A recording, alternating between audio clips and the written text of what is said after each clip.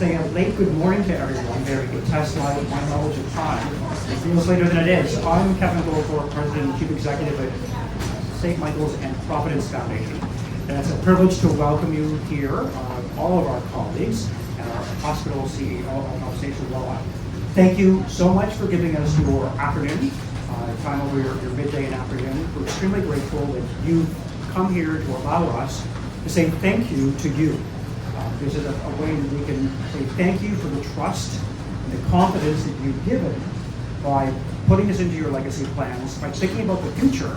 And the best way that we can honor your commitments is to talk about how we're using people, the funds from people in the past and the commitments that are realized, and to show you, while you can enjoy it, the benefits of philanthropy and how plan giving, legacy philanthropy, creates an impact creates a strong hospital that grows to become ever more vibrant.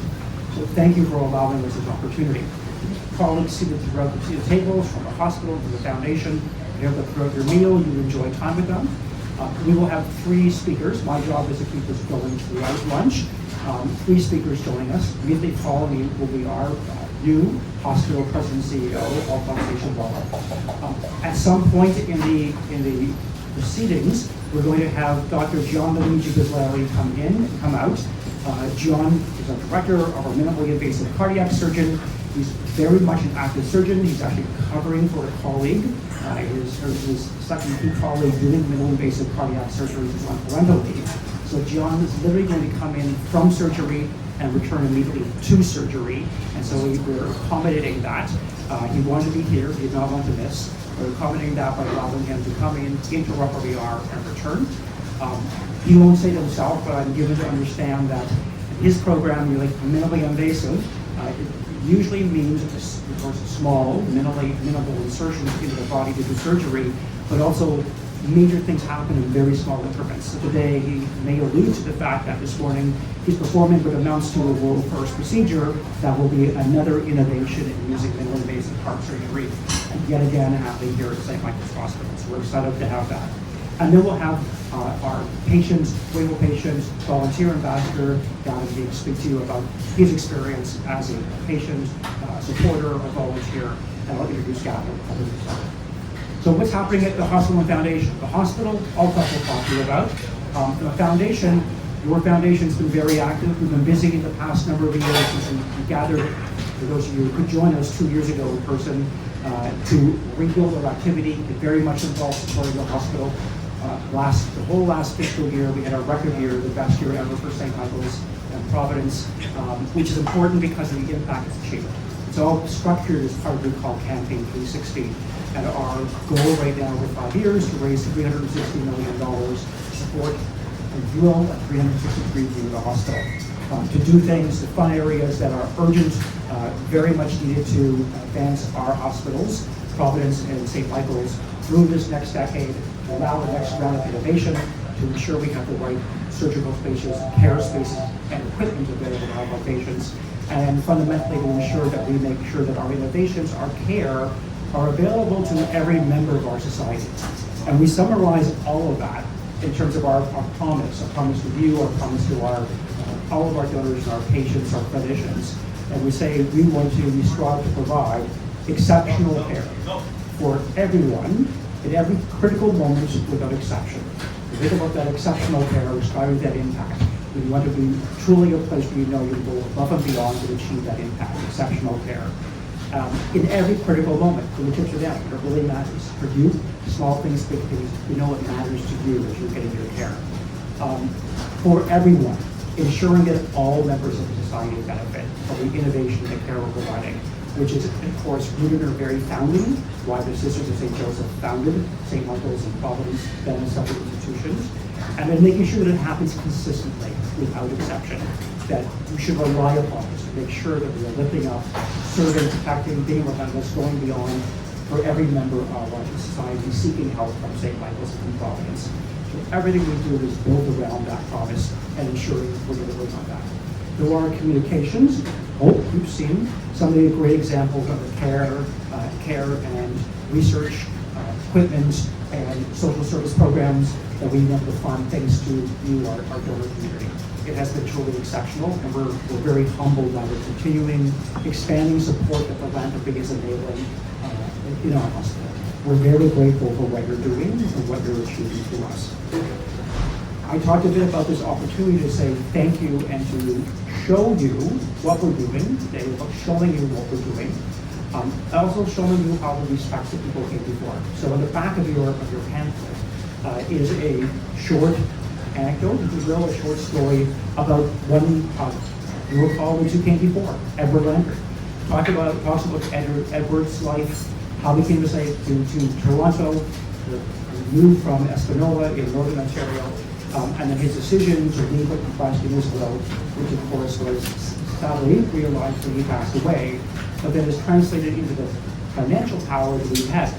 In this case, funds go into unrestricted giving, and we are delighted to communicate with all of you, with all of our donor community, that this year we were able to make a grant using funds like this to fund a couple of key priorities to the hospital.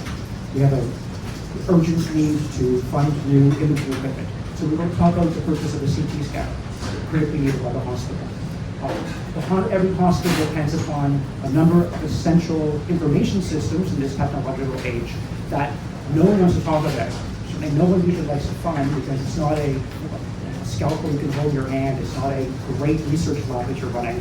But things that are called a PAC system, a picture archiving storage system.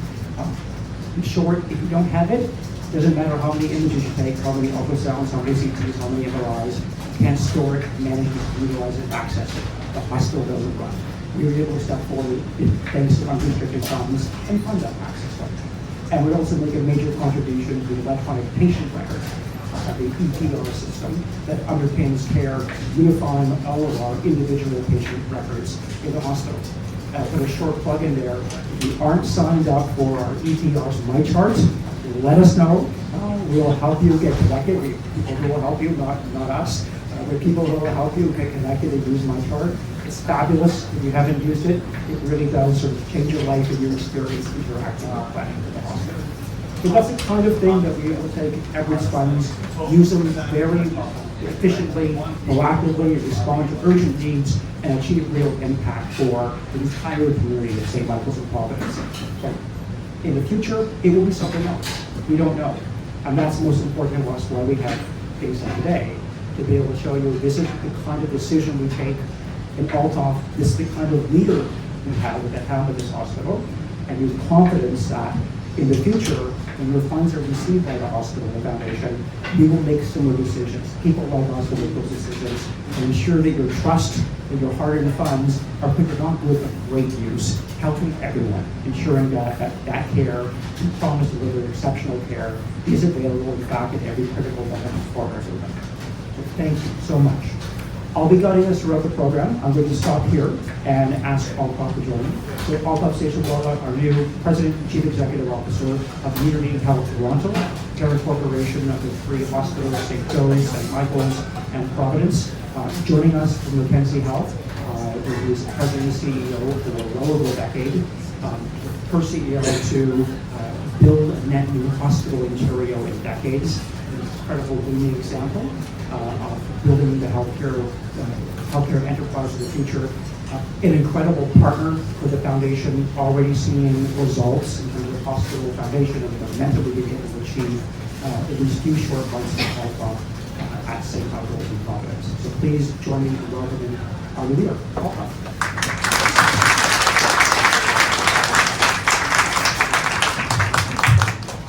Hello, Michael. Thank you, Kevin. So, thank you so much for giving me the opportunity to share a little bit about what's going on at St. Michael's in Providence, and thank you for your support and your generosity. I can clearly see the impact in my 5 months already. And the future of St. Mike's in Providence is incredibly promising and bright. As Kevin said, I've only kind of experienced my career in healthcare, so I started way back when at Etobicoke General Hospital, which became William Osler. Spent about 15 years there, spent 5 years as Chief Operating Officer at Mount Sinai, and then the last 14 and a half years at Mackenzie Health, we're actually about to add a net new hospital in Vaughan, the first net new hospital to the system in 30 years, and really push the envelope of innovation, the first to adopt a completely enterprise digital record, the first to bring digital pathology into the Canadian market. And now as I come to St. Michael's in Providence, and I see the amazing richness of innovation and collaboration and the power of research and clinical care, I'm so excited. This is just such an amazing place to be, and my first 5 months here have been remarkable. What I've seen more than anything else is the commitment of the staff to going above and beyond. There's something very deep and rich in the culture of these two hospitals. I really believe it's driven from the strong faith-based roots that define the institution and the Sisters of St. Joseph's. It still exists, and that's why you see families and patients experience exceptional care every single day.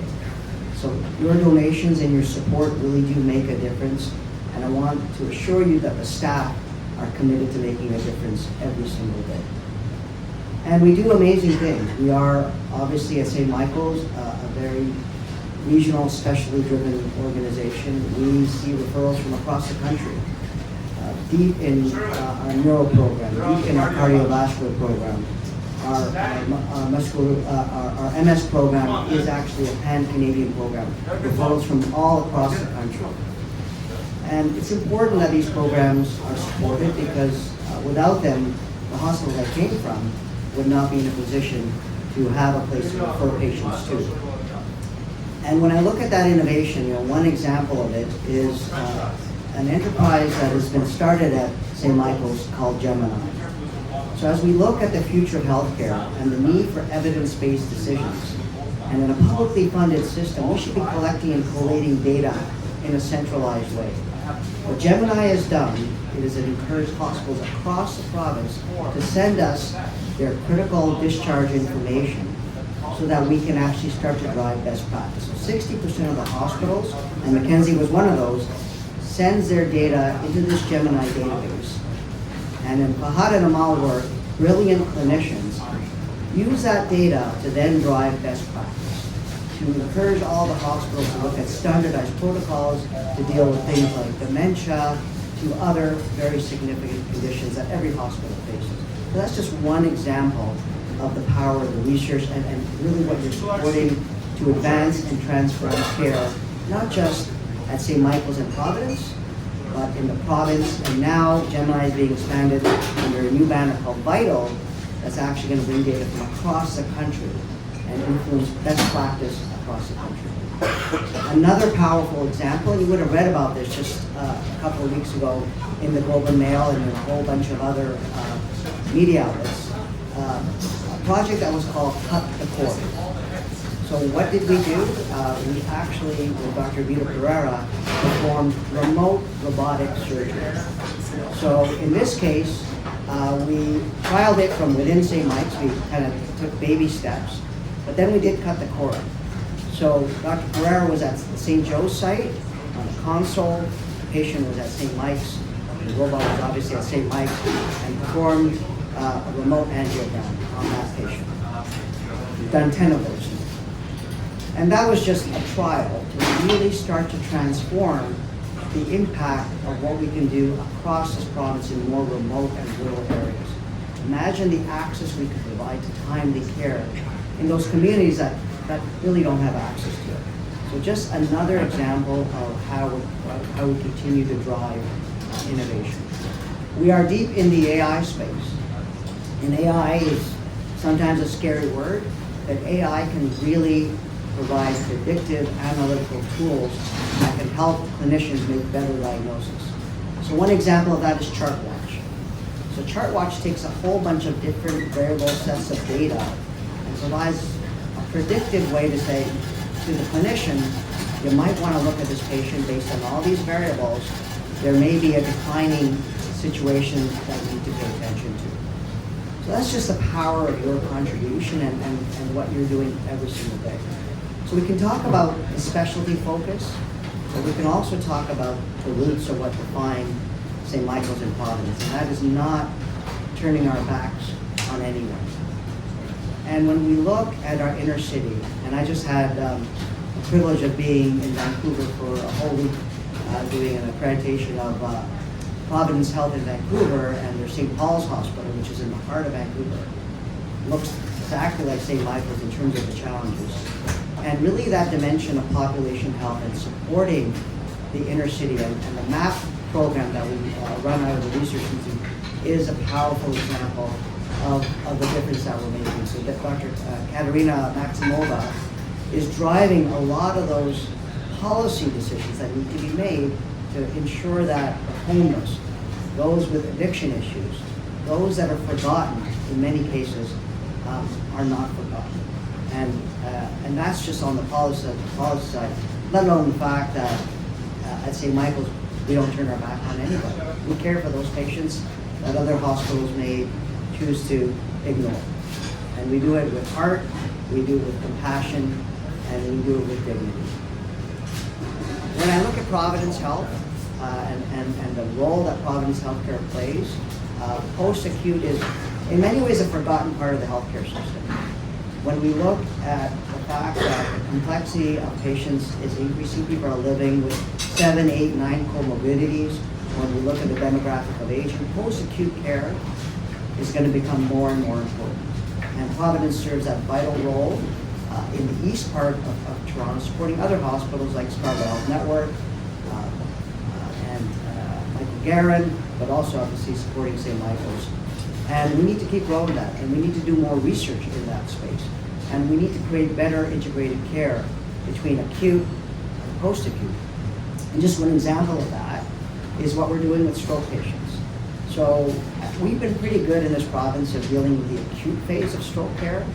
And you can see with the significance of the neurosurgical program that we have and the neurologists that we have, we do a really good job at St. Michael's. But we also need to ensure that the post-acute is just as important.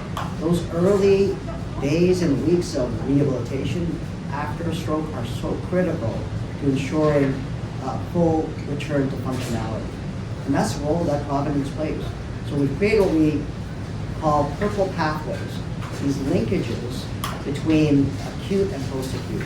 And we just received stroke distinction from Accreditation Canada for not just the acute episode, but the integration of the acute episode of care and the complete bundling of that care. So we are doing great things, and obviously the research that we play is very much connected to the University of Toronto, but also Toronto Metropolitan University, and the Research Institute continues to punch above its weight. And I think what is unique, my most, I think, significant aha moment as I came to Unity Health in St. Mike's and Providence is the integration of the research with our clinicians. And the fact that we have these clinical scientists that go across both sides and are doing the research in the moment, and that translation in a very rapid way, which you'll hear from some of our clinicians today, is making a difference. It is a rapid deployment of innovation, so we're making an impact on how patient care is delivered every day. So I sometimes think, how the heck did I get this job? But I couldn't be more honored and proud to be supporting Unity Health, supporting St. Michael's and Providence, and continuing a legacy of many leaders behind me, like Dr. Bob Howard, who's actually sitting in the back. We're going to do great things here. So thank you for the opportunity to speak to you.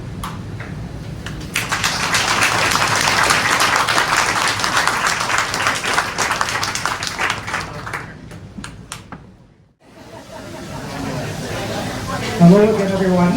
Please continue to enjoy your salad course. If I could have everyone's attention for a few minutes, please continue to enjoy your salad course. As promised, our medical guest speaker has arrived, Dr. Gianluigi Bizzarri. Dr. Bizzarri is the director of the Minimally Invasive Cardiac Surgery Program at St. Michael's Hospital. We are very fortunate that the hospital has recruited Gian in 2020. He was recruited to build this program, building on our history of minimally invasive and catheter-based surgery at St. Mike's, and the decision to focus on this area. As I referenced before, he's taken this program to an entirely different level. He's created a program that is really the envy of North America in terms of volume of very specialized types of and usage of tools in minimally invasive cardiac surgery. And he is, as I said, he was just fresh off doing something very important for a patient at St. Michael's. He holds the Joseph McCalley and TLM Media Chair in minimally invasive cardiac surgery at the University of Toronto, and will then hold the endowed chair in minimally invasive cardiac surgery, which we're raising funds for at St. Michael's when that chair is completed in the next few years. So, without further ado, Dr. Gianluigi Tisler.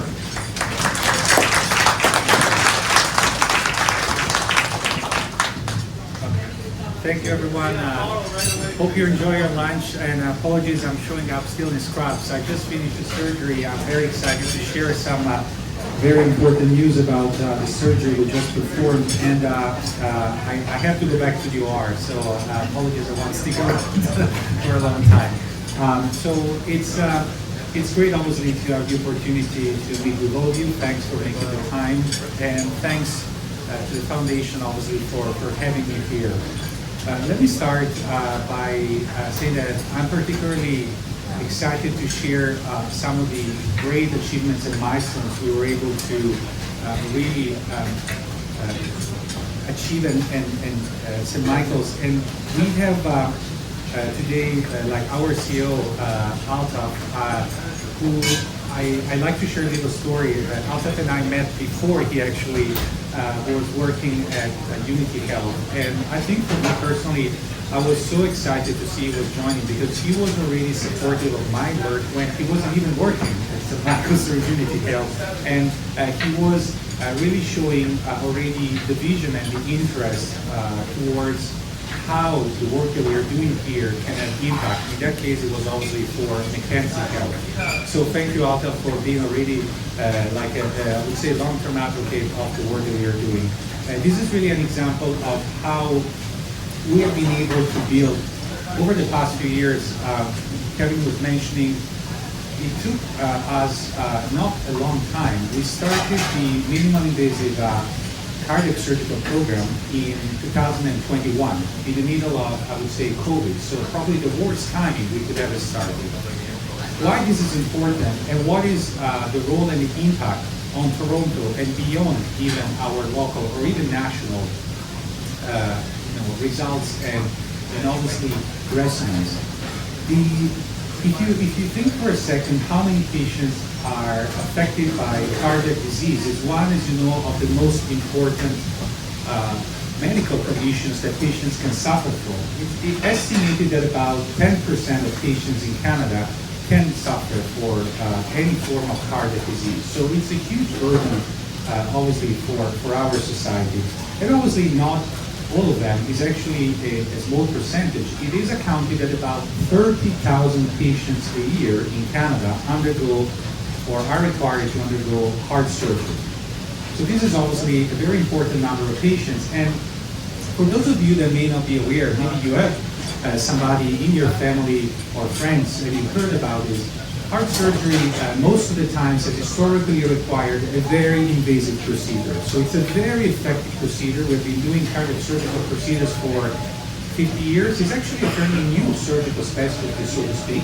It's funny that in the early 900s, physicians were thinking it would be impossible to ever work on the heart because you have to stop the heart and you're gonna kill a person if you try to stop the heart. But we developed the technologies, but besides that, we were still required to do the surgery in a very invasive fashion, opening the chest, and really leading not only to a significant trauma, but also to a significant recovery for patients. And I always like to stress that it's not just the potential risk of complications, trauma, pain that patients may suffer. If you think about that, once you receive a long scar in the front of your chest, there is a psychological aspect that you're going to carry with you for the rest of your life. Every morning you wake up and you see yourself in the mirror, that will remind you that you had a problem, that you had heart disease. So I think that one of the key when we do medicine is not obviously to make the journey faster, better, easier for patients during the surgery, but to really help them in the overall long-term journey to recover and be able to return to a normal life. That's where minimally cardiac surgery comes to play. And basically, it's a series of techniques and technologies that we have available so that we can avoid entering the chest in such an invasive way and use dedicated tools, miniaturized tools that allow us to perform very effective surgery, as effective as we would do with the conventional approach, but using very tiny incisions, not cutting any bone, using cameras, and as probably some of you may have heard, we now also use a robotic approach, which is one of the tools we have in our toolbox to help facilitating these approaches. Now, how often this is done? Well, in Canada, to this day, it is estimated that out of the 30,000 procedures I mentioned to you, probably around 5% are performed in a minimally invasive fashion. And I can tell you that when I joined St. Michael's 5 years ago, even in Toronto, there was no center who ever performed a minimally invasive cardiac surgery. So this is why I am very grateful for the excitement and the support I received together with my colleagues to help develop this minimally invasive program, which was the first in the GTA, but also rapidly grow to be one of the largest, not only in Toronto, but in the country and internationally. Just to give you again an idea, for certain procedures we are specialized with, for example, mitral valve repairs, on average in North America, surgeons perform 5 of these procedures per year, not even minimally invasive. We perform close to 200 procedures. We are one of the largest, again, not just in Canada, but in North America, and therefore internationally, with this kind of expertise. But we are constantly expanding how we can offer more and more diversified procedures, minimally invasive to patients. And that goes from fixing valves to treating problems, very common problems. Again, you may have heard some of your friends or family members having atrial fibrillation, which is a very common problem leading to stroke and heart failure. We work together with our colleagues from electrophysiology, and we developed an approach called hybrid ablation, and we are the only one in Canada performing that, and we are helping other centers to embrace this. And the fact that I already mentioned the work we are doing with our colleagues, it tells you that this is not, I mean, I'm very grateful I'm here today, but I'm here representing the incredible team of colleagues that are really taking part in this journey. Because this is not just a matter of one surgeon coming with very specialized tools performing the surgery, but really starting from our colleagues from cardiology. And this is actually one of the main foundations. Our heart program at St. Michael's is an absolutely spectacular program overall. And the addition of minimally invasive cardiac surgery has been incredibly important to help expanding that aspect. So from cardiology, anesthesia, ICU, the nursing staff, the administration and the leadership, because one thing to remember, and this is why, you know, yourself today here listening is so important for us as clinicians. Without the support of the community and donors, it's impossible for us to be able to implement and finally get our ministries and healthcare system to support this kind of innovation. So it's really a journey that allowed the entire hospital to step up to not only embrace innovation, but to redefine innovation. We have really been designing new procedures. I just mentioned, maybe Kevin alluded to that, but I just very proud to share that we just completed a world first robotic procedure just literally half an hour ago. And this is something that we are going to obviously hopefully cover. We'll let obviously the patient recover and then obviously share that with the public. So this is something we are very grateful that we are constantly pushing the envelope and constructively expanding how we can help patients. And as I mentioned before, the impact is not simply providing smaller incisions, but really allowing people to suffer less pain, to return faster to their normal lives. Just to give you an idea, our patients with minimal invasive cardiac surgery can return home for certain procedures the day after. For certain procedures, like when we still open the heart and we fix the valves, for example, with robotic surgery, 3 days after surgery, which is unheard of. So it's really incredible what we are able to achieve. And not only we get them home faster, they can return their normal activities faster, but they can really return to their normal life. One of the most gratifying aspects, I can tell you examples from a 40-year-old gentleman. We repaired his valve, and was able to really send a wonderful message saying, I didn't know if I could be able to play with my kids quickly, and I was lacking potentially my role as a father. But he did that, and he did 10 days after surgery. Or having an 80-year-old patient who came literally 2 weeks after the surgery to thank us, bringing, I know I'm biased because I'm Italian, but wonderful biscotti that were absolutely stunning, and I didn't share. I know I'm a big reader with Italian biscotti. But it was really, this is really how impactful, and this is just few of the stories that I could really keep you for quite a long time, how impactful the work we are doing is on every patient. And as I mentioned, it's really thanks to an incredible teamwork that we are constantly growing. I'm very excited that specifically as a colleague, I also have an additional colleague, Dr. Daniel Burns, that is now joining me in these efforts for especially the robotic surgery. And we are leading, not, as I mentioned, not just locally, nationally. I just came back from South America, where I was asked to help establishing a new minimally invasive program in Ecuador. So, I mean, this is exactly our mission, is to have an impact that goes beyond our walls, I would say, downtown Toronto.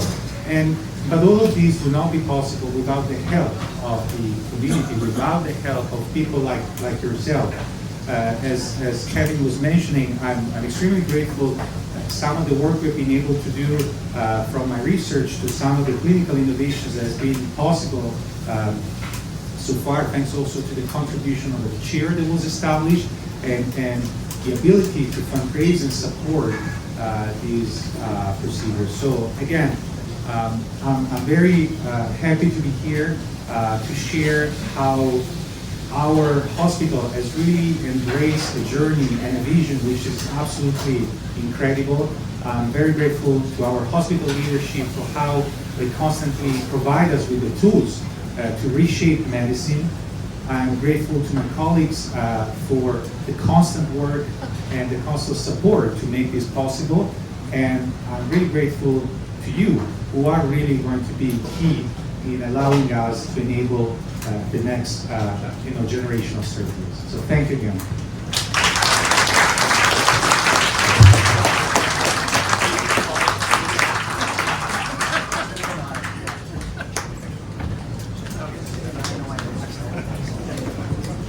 So we promised amazing. You got amazing. One more round of applause, please, for Dr. McGrath. We're going this back to the OR. So we're sending lunch. We're sending lunch back to the OR before we go to that class. We're going to change things around a little bit. So because we've changed it to accommodate Dr. Bislari, the team is going to clear their first course plates, serve the main course, and after that we'll turn to Gavin. So enjoy one another, your conversation. If you have questions you want to ask colleagues at the tables, or you can pull me over. Thank you. Enjoy.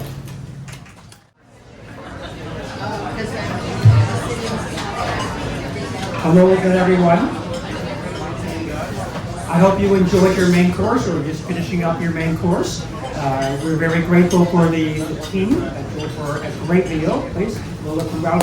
Thanks to them, please.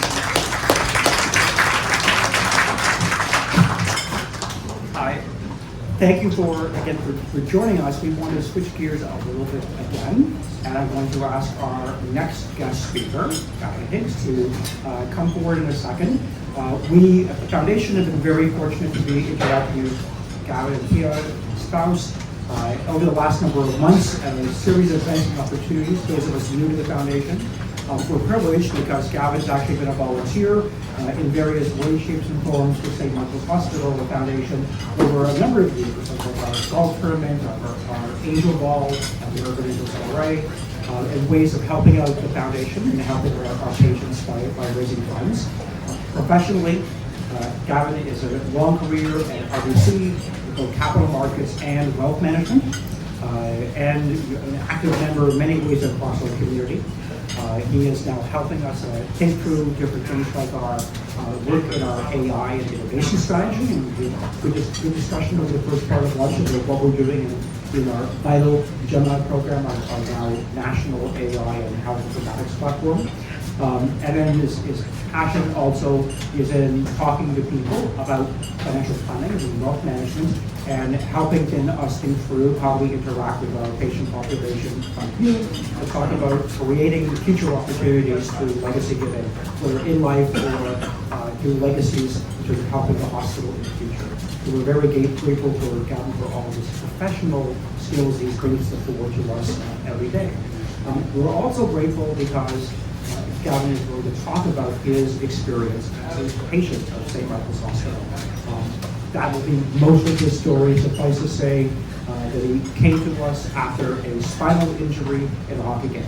And when we talk about our role, all parts of a series of specialized services wrapped around our critical care and trauma capacity, our role as a trauma and critical care hospital. A life event can happen to any one of us. You know, plan for it.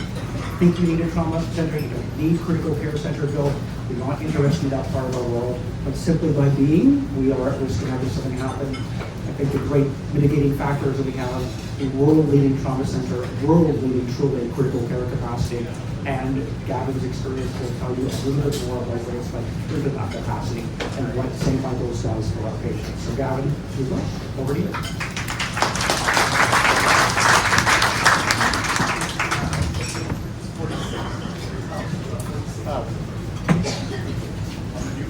Thank you. Can everybody hear me okay back there? Okay, very good.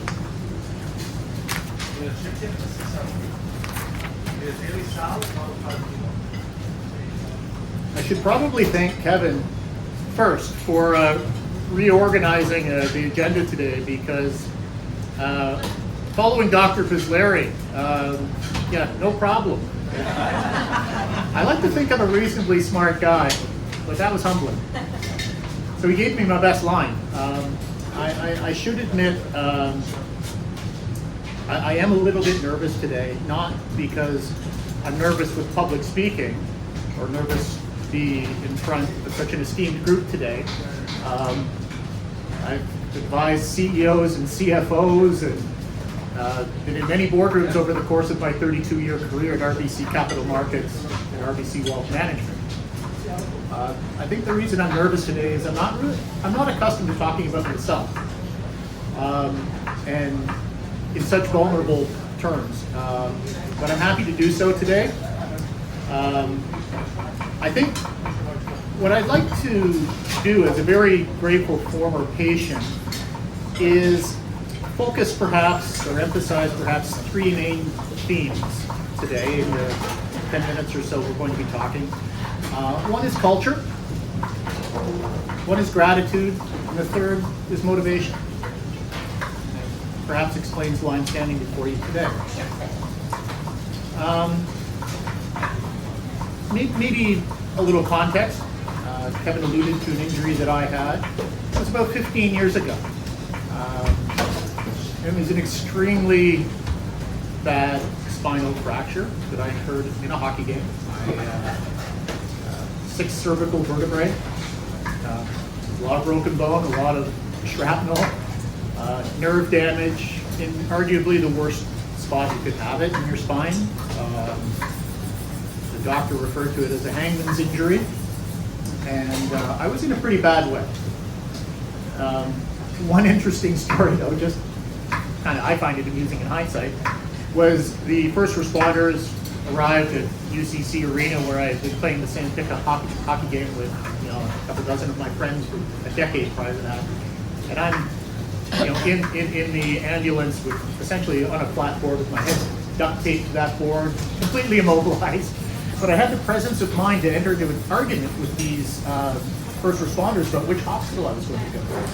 I was insisting on Sunnybrook because my brother-in-law was the CEO of the Sunnybrook Foundation. It was close to where we live. And it became a heated argument. I can't imagine why, but I was thinking that way. But these guys were actually laughing. They said, "Get a load of this guy." And they said, "Settle down. We're taking you to St. Mike's. That's where you need to go for what you've got." And thank gosh they did. And that was really the beginning of my journey down there. I think actually one of them told me he was writing a book about his stories of being a late night emergency responder. And he says, "Oh, you're getting a couple of paragraphs, fella. You're a piece of work." But I guess I didn't make a very compelling argument because I ended up at St. Mike's. And that's where another one of those serendipitous moments happened. And I talk about maybe where we start talking about culture. When you're in that position, a patient experiencing major trauma, it's very stressful, in the extreme. You're disoriented, you're scared, and you're in immense pain, excuse me. And and you don't know what's happening, and it's very disorienting. The first impression, and lasting impression that I had at St. Mike's was how empathetic and attentive the nursing staff and the technicians were.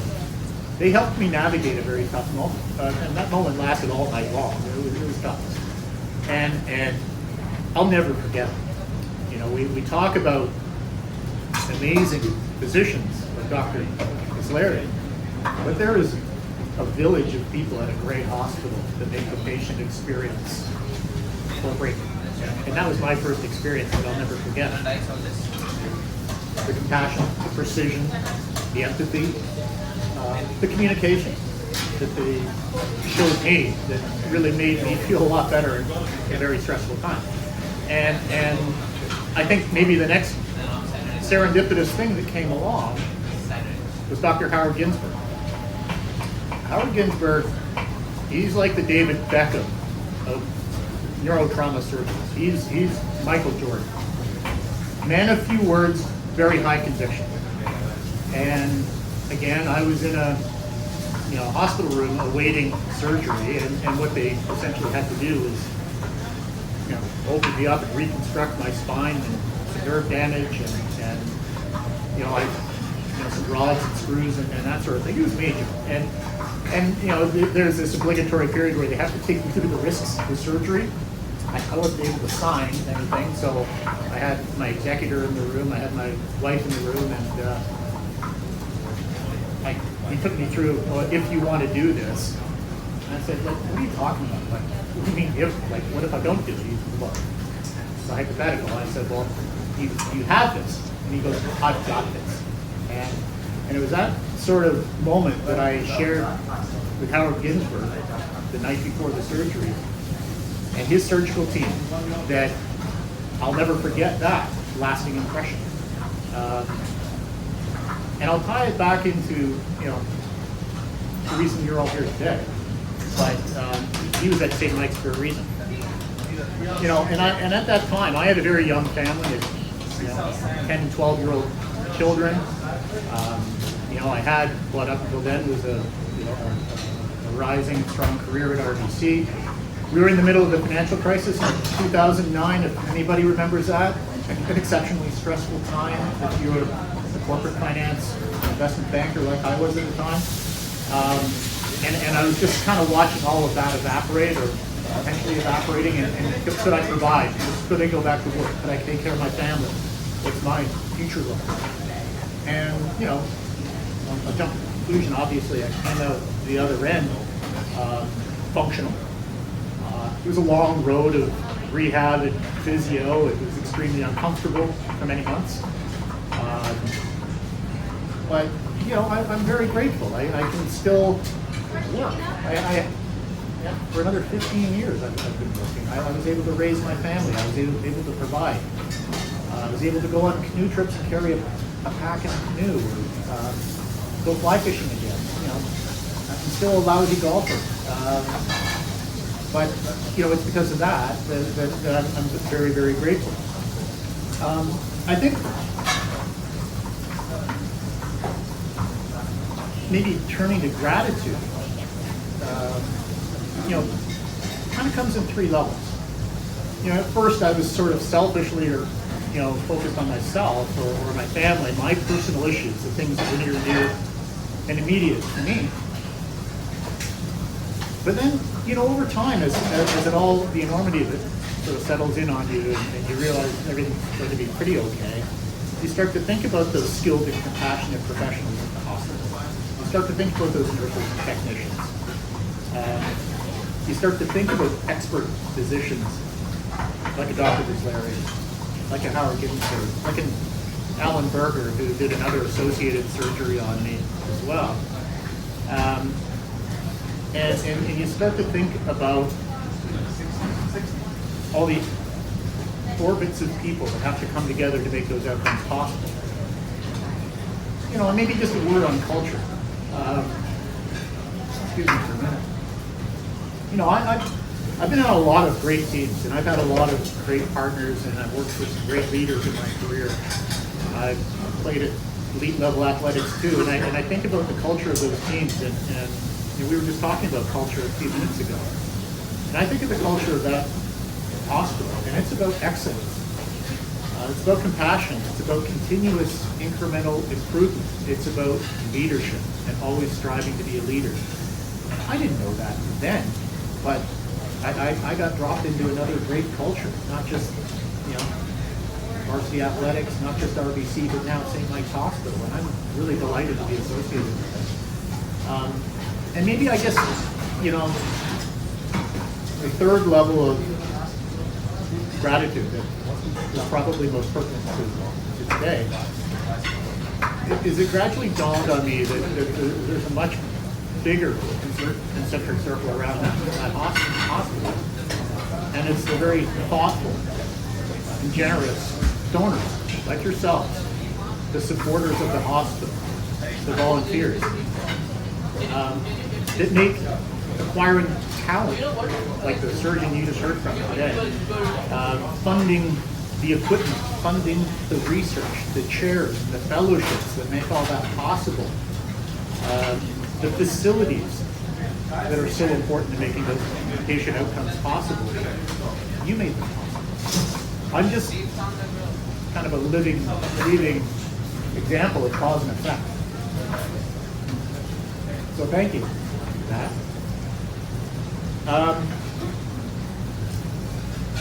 I guess maybe that's what's motivated me. I was asked that, we were having a good chat, me and Elsa and Justina, a few weeks ago. They asked me, why did you get involved? Like, why did you want to get associated with St. Michael's? And that's really what it was, is to show my gratitude in ways other than just making financial commitments, which we've done as a family, which we're going to do again in connection with this new AI campaign, which I just think is unbelievable. It's going to be a very exciting and impactful future. I'm just one humble beneficiary of thousands and thousands that have benefited from the great works of this hospital and the donations from hundreds and thousands of people that are generously considered this hospital. I think, I have to thank people like, Michael Norris, the late great George Dabrowski, Doug Guzman, all of, my mentors at the firm that encouraged me to get involved, because I have received far more than I can ever possibly give.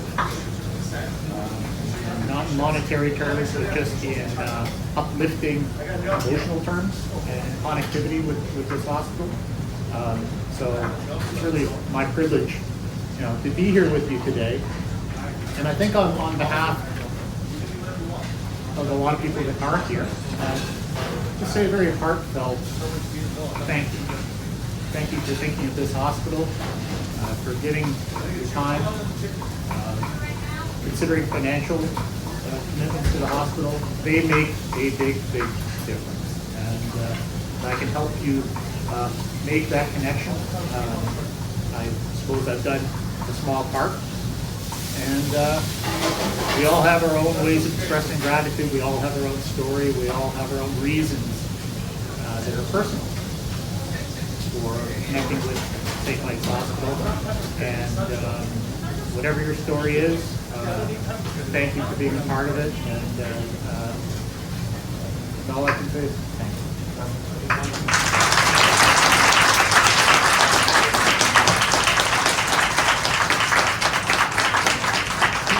There's one more thing I wanted to share, if I may. Now that I'm done crying, excuse me.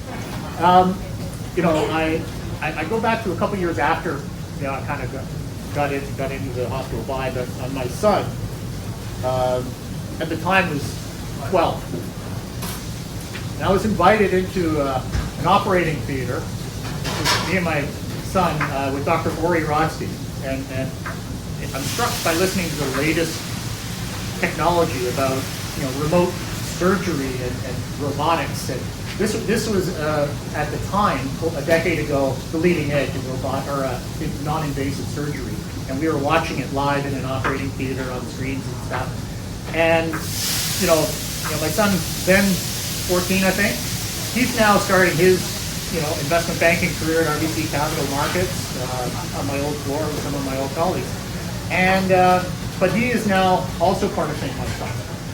He's joined the SMILE team, which is St. Mike's Young Leaders. And I'm really delighted, just to kind of see that sort of thing come full circle. But, there's opportunities for young leadership too. You can, just an example, you can lead at any level, regardless of age. And, Justina sent me this picture a couple of weeks ago. It just brought a smile to our faces. So, kind of cool. So, thanks very much, Justina.